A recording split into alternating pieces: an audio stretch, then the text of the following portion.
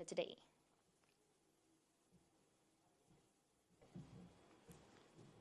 Contribution made to augment National Fund. Workshop of National Sports Federations is being conducted in Asmara. At least 3 dead in another landslide in Venezuela. And 13 people dead after fighter jet crashes into Russian building in Yesk.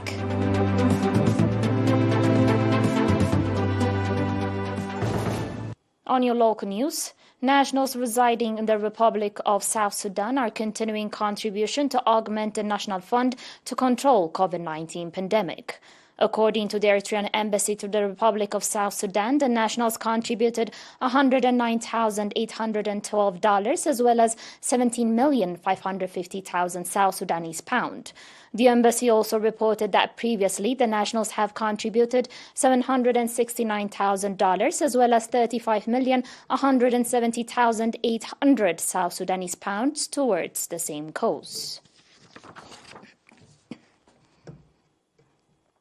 Proceeding with your news, the National Sports Federations are conducting workshops starting from 17 October at Asmara Palace under the theme Strong Organization for Sports Development.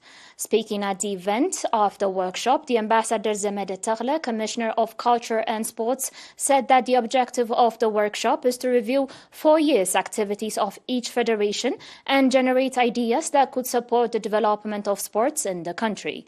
Colonel Solomon Siyum, head of supervision of activities of Olympics and Paralympics committees, called on the participants to carry out thorough assessment of activities and contribute in designing future programs. The participants conducted extensive discussion on the report presented by presidents and finance heads of volleyball and badminton federations and adopted future programs.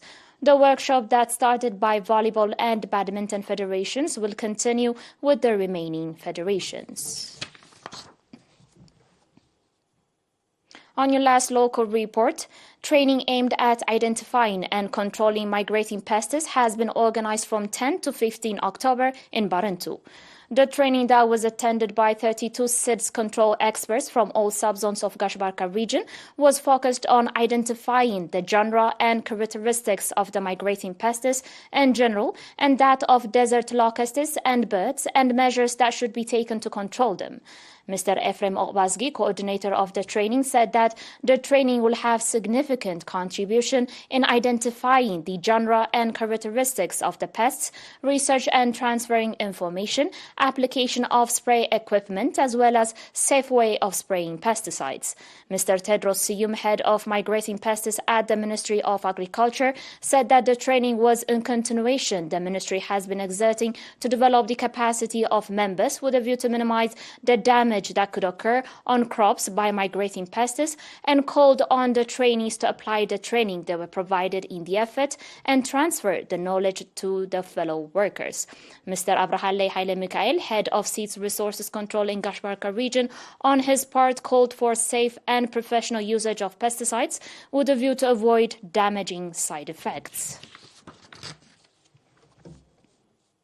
Dear viewers, do stay with us for the international news after the short break.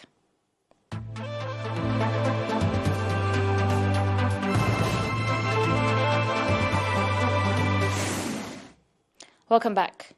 At least 3 people have been killed in northern Venezuela after another landslide swept away vehicles, trees, and huge boulders, destroying everything in the pass.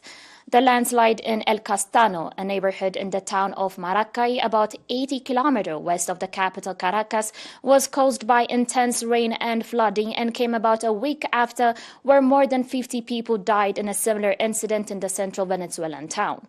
Locals shared videos of trees, big rocks, and cars being dragged by the current of mud and water that left more than 50 houses damaged. Responders worked through the night to clear mud and rocks from the road with lights from vehicles illuminating the worksite as the area was left without electricity. Heavy rainfall also fueled a massive mudslide that last week devastated Las Tejarias, a town in the Venezuelan central Aragua state. Dozens of people were killed and many others were reported missing after after fast-moving mud and debris trapped many residents throughout the town. On today's last report, at least 13 people, including 3 children, have been killed after a supersonic fighter jet crashed into a residential building in the southern Russian city of Yezk, near the border with Ukraine, creating an inferno. Footage on social media showed a large fireball erupting from the 9-story building yesterday. According to the Ministry of Emergency Situations, as rescue efforts ended, 13 bodies had been pulled from the ruins, including 3 children, while 19 people were injured. Russia's Interfax news agency quoted emergency services as saying 5 floors of the apartment building were on fire. The upper floors had collapsed and about 45 flats had been damaged.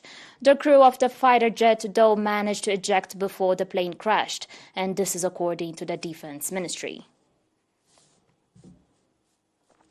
Dear viewers, you're still watching us on ERi-TV, and now recap of today's major headlines. Contribution made to augment National Fund. Workshop of National Sports Federations is being conducted in Asmara Palace. At least 3 dead in another landslide in Venezuela.